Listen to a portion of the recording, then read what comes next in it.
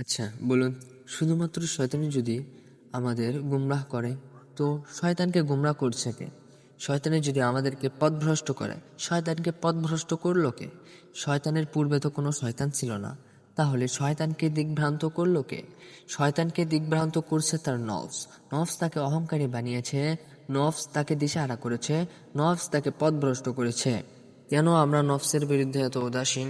ইবলিস অনেক ইবাদত গুজরি ছিল। সে পথভ্রষ্ট হওয়ার আগে এত বেশি ইবাদত বন্দেগী করেছে, তার সেই ইবাদতের সাথে আমাদের ইবাদত তুলনা করলে সামান্য কিছু মনে হবে, আমরা মনে হয় ইবাদতই করিনি। এত সত্ত্বেও তার নফস তাকে দিকভ্রান্ত করেছে। তাহলে এই নফস আপনাকে আমাকে দিশাহারা করার জন্য কি যথেষ্ট নয়? একটু চিন্তা করে দেখেন। এই নফস আমাকে আপনাকে দিকভ্রান্ত করছে, দিকভ্রান্ত করার জন্য আরো চেষ্টা চালাচ্ছে। শয়তান কিন্তু আমাদেরকে পথ দেখায়, আর সেই পথে কিন্তু চালিত হয়। এক নৌকায় দুইজন আছে, দুইজনের ভিতরে একজন কিন্তু বলে দেয় যে একজন পাল তুলে দেয়, আর একজন সেদিকে কি বইঠে মারে। শয়তান যেমন আমাদেরকে পাল তুলে দিচ্ছে, আমরা সেই পথে বইঠে মারছি। এইটাই হলো নফসের কারিকার্য। আমাদের সবচাইতে বড় শত্রু দাঁড়িয়েছে নফস। তাই নফসের বিরুদ্ধে যুদ্ধ করতে হবে। মনে রাখবেন, নফস কিন্তু শয়তানের বন্ধু। এই বন্ধুর হাত ধরেই শয়তান আমাদের মধ্যে বিচরণ করে। শয়তান সর্বপ্রথম নফসের সাথে বন্ধুত্ব করে, অতঃপর তাকে বিভিন্ন পাপ কাজের পরামর্শ দেয় এবং বিভিন্ন অশ্লীল কাজ বাস্তবায়নের মরিয়া হয়ে যায়। তাই সর্বপ্রথম আমাদের নফসকে পরিশুদ্ধ করতে হবে, নফসের ওপর লাগাম দিতে হবে।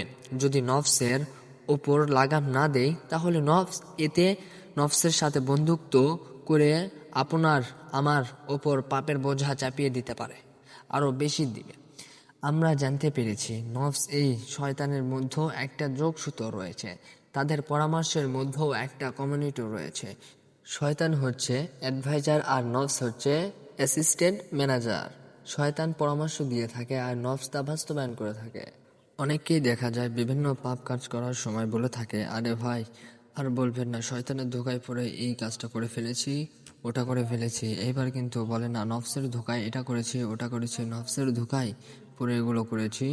সে মনে করে যে শয়তানের চার সবচেয়ে বড় শত্রু, অথচ নফস নামক এই ভয়ানক শত্রু যে তার অভ্যন্তরেই বসে আছে, সেটা কি তার খেয়াল আছে? নফস আপনাকে আমাকে নিয়ে খেলছে, তার ইচ্ছা মতো নাচাচ্ছে। আর আজ আমি ভাবতেছি শয়তানি সবচাইতে বড় শত্রু, নফস আবার কিসের শত্রু?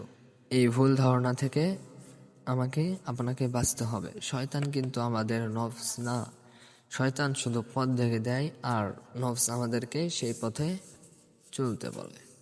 তাই নফসের বিরুদ্ধে লড়াই করতে হলে আপনাকে বেশি বেশি আত্মশুদ্ধিমূলক বই পড়তে হবে। এইগুলো বই সংরক্ষণ করে কিভাবে নফসের বিরুদ্ধে লড়াই করা যায়, এগুলো আপনারা পড়তে পারেন।